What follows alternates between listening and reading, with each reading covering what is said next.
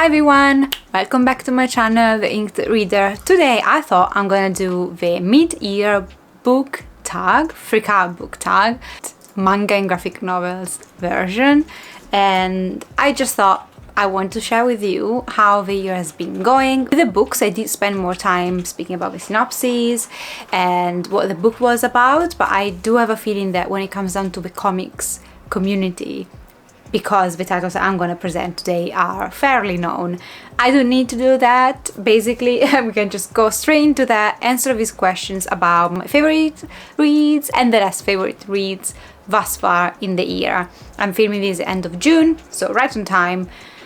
Let's go. So best comic, I'm going to refer to this as comic that I've read thus far in the year, and that has to be hands down Berserk volume 13. This is the second to last volume. I got the deluxe edition, but this is the second to last volume in the deluxe editions of the Fantasia arc, which actually finishes Miura's work because then he passed away. Berserk will continue on with another artist, with another mangaka, I believe that's how you pronounce it, but whoa, where is he going?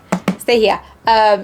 It's so heavy, these editions. But yeah, Berserk volume 13, which contains actually volumes 37, 38 and 39 were my best read of the year. That's the first thing I could think of. The art has improved so much and it was stellar to begin with, but also what really caught me is we're finally getting at the end of a very important journey for especially one character. Seeing that journey coming to an end or approaching the end, it just makes me feel sick to my stomach because I don't know where this is going, and I have hopes, but whether I know that Miura is very famous for bashing our hopes at times not. We will see. Berserk is majestic. We know that Berserk is majestic, so this was absolutely perfection. No dull moment, so much character growth, such stunning art. I love the deluxe editions. I don't want to spoil anything, but there are like posters inside. I'm just gonna show you these, and can we just appreciate?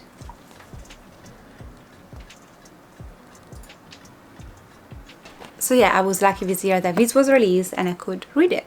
Best sequel. Now of course Berserk is a sequel, but I am gonna use this occasion to mention another series I've been absolutely loving thus far this year, and this is Monstrous. So I think this will particularly fit this question because I initially read the first 3 volumes of Monstrous and didn't particularly love them back in the days, and now this year I'm rereading them and I am appreciating them way more with steampunk dark fantasy story. However, volume 4 really consolidates the series for me. Volume 4 is what pushed this series from. It's good, with one of the most beautiful art styles I have ever encountered personally in graphic novels. Let me see if I can show you these, just to make you understand how stunning it is. However, the story was too layered and the world building, you're kind of thrown into it without much context. You have to figure out for yourself most of the times, and the way then it was explained at the end of each issue wasn't clear, so I really struggled, and I had some critiques about how the plot that sounded amazing, sounded fascinating. I know he had a lot of potential in there, but the way it was explained to the reader, for me it was done in a way that was too confusing. But in this one, I finally started to get more answers. I think we focus more on the singular characters rather than the world building, and the world building is interwoven into the story better, in my opinion. And what happens to the characters, what we find out about our main protagonist and her back history was mind-blowing. I loved everything about this. The action also picks up a lot. Just very briefly, because this is maybe less popular than other series, but this is, you follow 2 races, Arcanics and humans, that have been against each other for centuries. There was a war between them that ended up in tragedy, like something struck that destroyed and killed a lot of people, and now a sort of peace had been kept. Peace, with these I mean like Arcanics and humans stay very far away from each other, but now the war is about to come back. Tensions are building again, and you follow our main protagonist. She's an arcanic, but can passes as human because of her aspect, physical aspect, and she's on a quest of finding some artifacts that her mother, who passed away, was looking for. And so she needs to find out what happened to her mother, what are these artifacts for, and she was present the moment that that big thing destroyed or ended up with war. She was present, she was there, but she doesn't remember what exactly happened.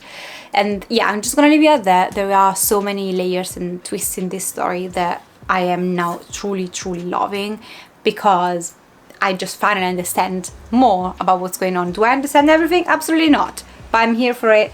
I really grew attached to everything in this series. While all the other series that I'm gonna mention I knew I was loving, or I loved from the beginning, this is truly something I rediscovered and appreciated so much from the second read. Now, question number 3 would be a new release that has been out but you have not read yet. And with these, the only thing I can think of, because it's just has not arrived in the mail, was 2226. This came out in April, and it's like the second collection of short stories by Fujimoto, the author of Chainsaw Man. And I've read the first collection of short stories, really enjoyed it, so I ordered these, but it still has to arrive in the mail, so I couldn't read it yet. That's my answer. Question number 4 is new release that will come out in the rest of the year, before the end of the year, and you are looking forward to, and that is Berserk Volume 14. I am so much looking forward to finishing the Fantasia arc. I'm gonna miss it so much, but I'm also ready. I'm ready. I think I'm ready. Maybe I'm not. Let's see how it ends, but I believe I'm ready to finish the arc. Biggest disappointment. Now, with these, keep in mind that I have not given less than a 3 stars to any reads this year, so I would consider my answers to these not as necessarily like a bad read, just something that I was expecting to absolutely love, pull my hair out for, and I didn't. And at number 1, the first thing that came into mind when I was compiling this list was I Kill Giants. This is a very popular graphic novel, and it's a standalone graphic novel. I'm gonna show you some of the art because no spoilers. It's generally like the beginning of it, and it won like a million award, and it's a story of this girl trying to navigate a difficult period in her life, an extremely difficult period in her life, and she can see these giants and she needs to fight these giants. And because it's a contemporary story, you don't know if this is magic realism, are these giants real, are the giants a manifestation of her pain. And although I loved the art, I really enjoyed these. I expected to absolutely adore these, and I expected this to have the same impact that, I don't know, A Monster Call had on me, and it didn't.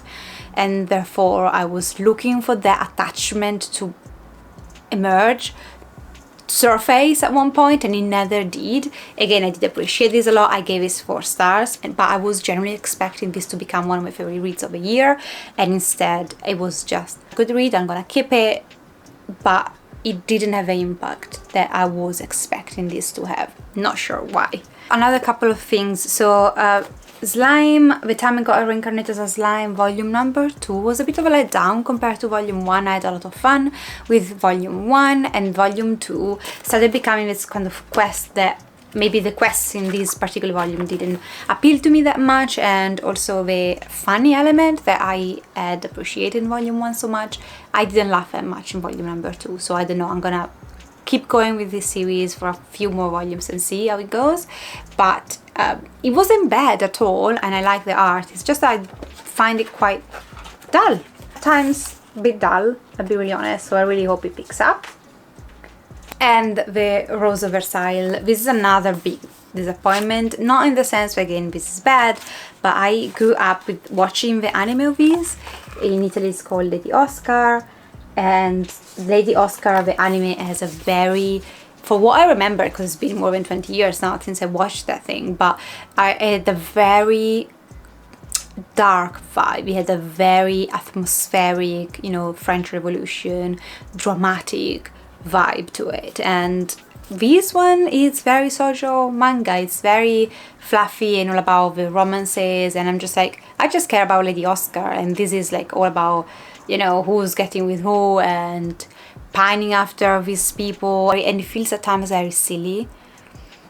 for the story that's actually telling. There are threads of, you know, what it's to come and the French Revolution, but it's definitely way more fluffy and happy and bubbly than I was expecting to, and then I wish to. I love the art, the aesthetic of these books. I will finish the series just because, again, Lady Oscar has a special place in my heart, but I would have never ever considered this my favorite thing, or like I would never probably even have checked out the anime if I first read these and thought this was gonna be translated in an anime. I'm so glad that I watched the anime first, because if I'd read these I would probably just not continue on after volume 1 and just say, oh yeah, not for me. And finally, for this question, The Promised Neverland.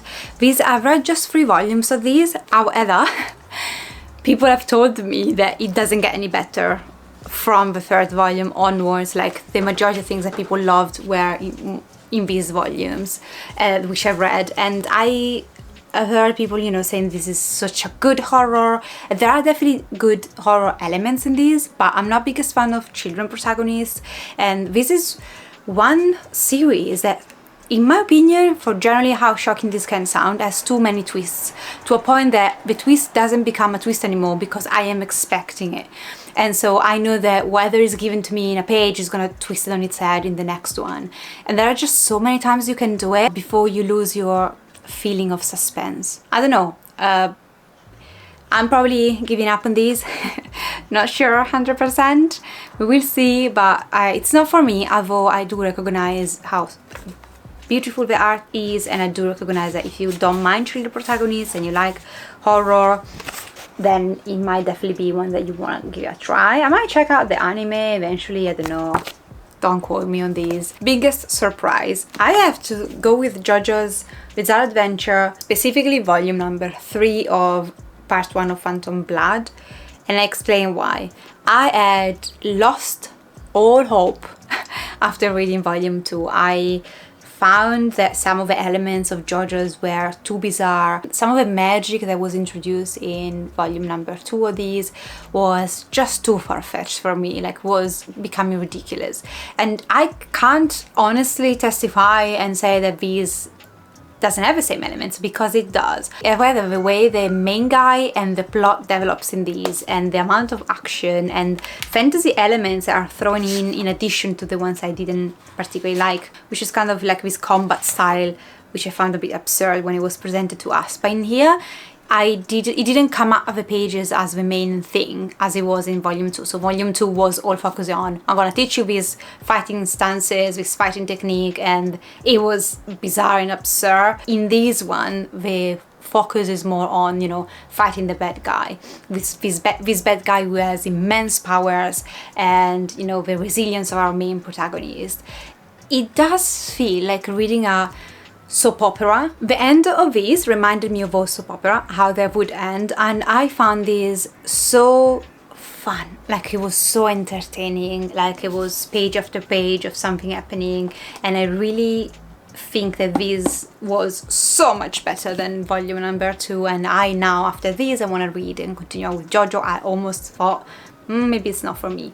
It is for me. If this is what it can give me, it is for me. I'll continue on. It's not for everyone, though. I do realize that JoJo is very bizarre. It's a very peculiar read, and yeah, you have to suspend your beliefs, and in this one for me it was easy to do. Number 7 is new author, and I generally don't think I have read anything new this year. Like, nothing that was from an author I'd not read before. So sorry, I'm gonna skip over these. I apologize. I will eventually. I want to catch up with the main series, the most famous series, the GOAT, and then I will branch out and look for new series or new releases in manga and graphic novels. I do want to go back to be more up to date with new releases. However, at the moment I just got such a backlog of things I need to read that, yeah, moving on to other authors. I will. It's just now, this moment in time. Question number 8 is fictional crush. So for these, a new one, so maybe a character that I grew or I found quite attractive than I didn't before, because for example Berserk, we all know how I felt about Berserk and the characters in it, and some other series I've read, those characters I've known for a year or so. So the only one I could think of I appreciated this year particularly is this guy. I don't know how it's called. He is the protagonist of Summertime Rendering. I found he's always portrayed quite attractive. I like the guy. And yeah, I just read more about some Summertime Rendering this year, and the first volume I didn't really pay attention to him, but now that I've read 3 other volumes with him in it, I appreciate the guy. I don't mind seeing him on the pages. And also maybe I can mention him because this is a reread, so I did appreciate the guy years ago when I read this, but I forgot about him. But I don't mind Corvin from Monstrous, like this guy here.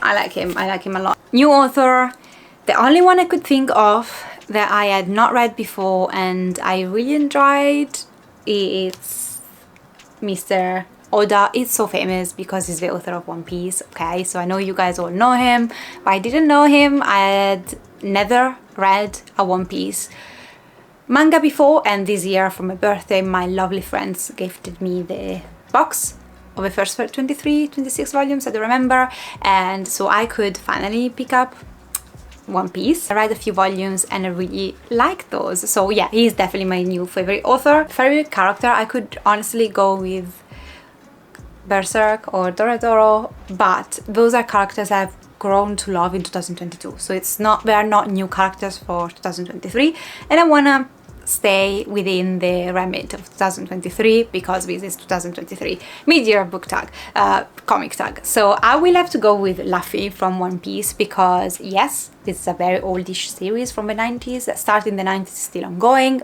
but I had never read it before, as I mentioned a few minutes ago. So I was introduced to Luffy and his crew only this year, and I adore Luffy, as we all probably do. So yeah, he's my new favorite character. Brand new that I've discovered this year. Book that made you cry? None. I didn't cry on anything. However, there is something I've just finished couple of days ago and I found quite sad because it's been a long time with this series. This is the last volume, not considering spin-offs, and I just found the ending quite sad, so I didn't cry, but it was just sad. And this has to be Neil Gaiman, The Sandman Volume 10. Can't spoil anything, don't want to say anything.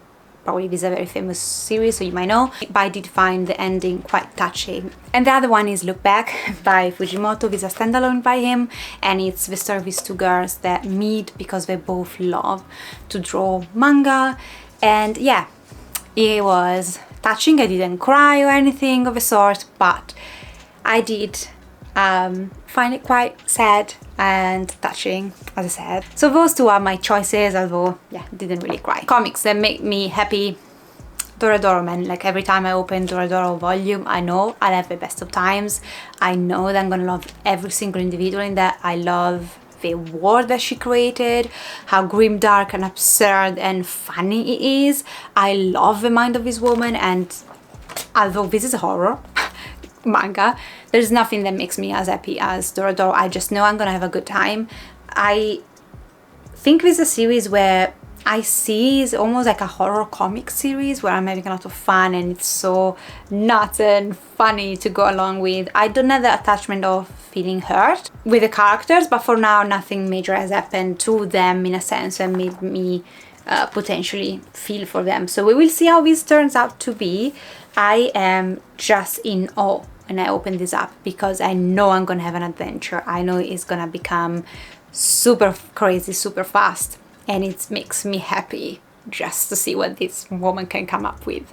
Adaptation, comic to adaptation. The only one I actually watched in an entire season of is Chainsaw. I'm gonna do like a wrap up of what I watched in the spring. So yeah, I'm gonna speak about that there. But this is done by Studio Mappa. Studio Mappa did Attack on Titan, and Attack on Titan is life for me, together with Berserk. So yeah, I was bound to love the adaptation, and the animations are just out of this world. So yeah, I loved Chainsaw. It's the only one I watched, but I would generally not put something up just for the sake of answering a question. If I don't have to, if I don't have an answer, I don't. I generally loved the adaptation of Chainsaw. Favorite video, I will have to go with my favorite comics series that I've completed and are completed. It's around 45 minutes long because I took my time to show you all the volumes and the art in it, and I then went into why I love the series. Lesser length, and that was a lot of editing, a lot of hours spent in front of a computer. I am an amateur. I'm not like, this is not my job by any means. I do something very differently than this, and so I had to learn how to edit. I'm learning how to edit every day and every time I put a new video out, and so I was pretty proud of myself of the accomplishments I had done putting together that video, considering that that was a long road ahead, but I was happy thus far what I'd done in that video. So yeah, I'll link it down below just in case you want to check it out. Most beautiful books you have bought. The majority of manga and stuff I buy are absolutely stunning when you look at them, but I particularly love how Summertime Rendering, I just have 4 volumes so that is looking on my shelves. Like, I just really like how more broad these editions are than a normal manga volume, how colorful they are and how they look, because I display them like this. I really like how they look, and I can't wait to have the last 2 volumes to complete these. And there is volume 3 of Lord Olympus, which is stunning, and I bought it this year, but it's up there and I can't reach, so yeah, I'm gonna put a picture here. Books I need to read by the end of the year. Listen, I have, like, my TBR list is so long. Like, you guys have given me so many amazing recommendations and I want to get around to all of them. However, I took this occasion to mention a couple of things. Manga and graphic novels are expensive. I am starting a second master of my life this year in October, and that is quite expensive, so I had to do a bit of cutting of things I bought in order to pay for other things in my life, and so I will have to slow down on how much I purchase. I still use, like, you know, the leftover, or like the amount of money that I use for my hobbies, they all go in books, okay? So I will buy stuff, but I do need time to reach out for them, and I hate reading on Kindle or online. It's not for me, guys. I just don't want to do it. It's not a format I enjoy. I want the physical copy in my hands, so that's why I sometimes have to wait a bit more, or, you know, purchase the whole series of something. I also wanted to put out a PO box if people wanted to send me stuff. However, that is quite expensive where I live, and again, it's something that I can't prioritize now. So I know that a couple of you guys asked me to send your stuff through, and I will get a PO box, but I need to figure out the master stuff first, and then I can figure out the rest. So just bear with me, be patient, I will get around to it. Said that, I've got so many stuff I want to read then that I can't really give you an answer. The only thing I do want to mention is that I do want to catch up with Vinland Saga a bit more, because I have been adoring it, but I've been very slow in reading them. So yeah, I want to continue on with Vinland Saga and Vagabond, which is right there. So yeah, I want to keep going with those series because I started them and I'm really enjoying them. So these are my answers for this question. Let me know your answers to all of these questions in the comments down below. Let's chat down below. If you're new, I would love for you to subscribe. So if you want, hit the button down below, and I'll see you next time. Take care of yourself. Ciao!